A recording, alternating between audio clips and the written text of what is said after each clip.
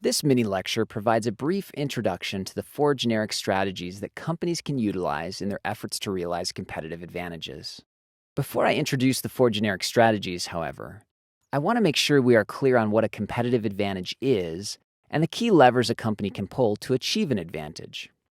For the purposes of this lecture, a competitive advantage is when a company achieves higher profits than the average competitor in the product market. Consider two companies that have similar revenues and similar costs, and therefore similar profits. Well, the focal firm can achieve a competitive advantage in one of two ways. First, this company can somehow drop costs while keeping revenues constant. In this case, the focal firm now achieves a competitive advantage due to lower costs. Second, the focal firm can increase revenues while holding costs constant. In this case, the focal firm now achieves a competitive advantage due to higher revenues. Of course, a company could realize an even greater advantage if it could somehow do both, but that is very difficult to do in practice. Now, this brief overview may seem obvious, but it is important to lay the groundwork for the following discussion. Michael Porter suggested that generic strategies can be defined by two key dimensions: the scope of the strategy and the source of the competitive advantage. For scope, the company could target a broad market or a narrow, focused market. For the source of competitive advantage, the company could either be the low-cost leader or a differentiator.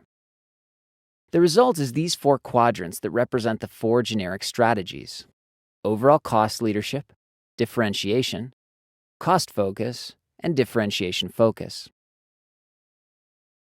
Cost leadership is really about being the low-cost provider for a broad customer base.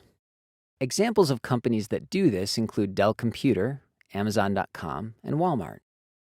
These companies all offer products that are pretty similar to other products in the marketplace, but they have lower costs. These low costs allow them to consistently capture higher profits than their competitors. Differentiation is really about doing something different that makes your broad market customers willing to pay more for your products and services. Examples of companies that do this include Harley-Davidson and Apple.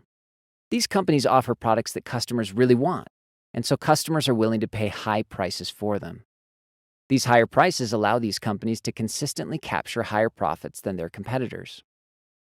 Cost focus is basically a cost leadership strategy in a narrow or focused market. Aldi is a great example of a focused cost leader. Aldi targets a very narrow and extremely price-sensitive customer, but only carries the products they can offer at a huge discount. They strategically locate close to traditional supermarkets so that these penny-pinching extreme customers can still go somewhere close by to get the other things they need that Aldi doesn't carry. Differentiation focus is basically a differentiation strategy in a narrow or focused market. Ducati motorcycles is a great example. They target a narrow slice of performance-focused motorcycle enthusiasts. Ferrari is another example. They target performance-focused drivers who have millions to play with. So generally, you can select any one of these four generic strategies in your efforts to achieve a competitive advantage. It is very difficult, however, to try to do more than one. Companies that try to do more than one frequently get stuck in the middle. You see, when you cut costs aggressively, then you also tend to cut product features and services. Thus, it is very hard to clearly differentiate your product when you are aggressively pursuing a low-cost strategy. At the same time, you often have to spend money to make your product somehow better than the other products out there. Doing so is clearly inconsistent with a cost leadership strategy.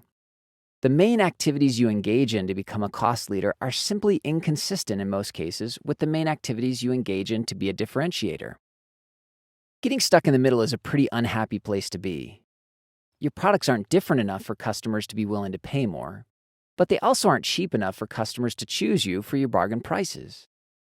You are left without any clear, unique value for the customers you're trying to woo. So while some companies have, in fact, found ways to do both, it is usually wise to choose one and stick with it. Understanding when some companies are able to do both is a topic for another mini lecture.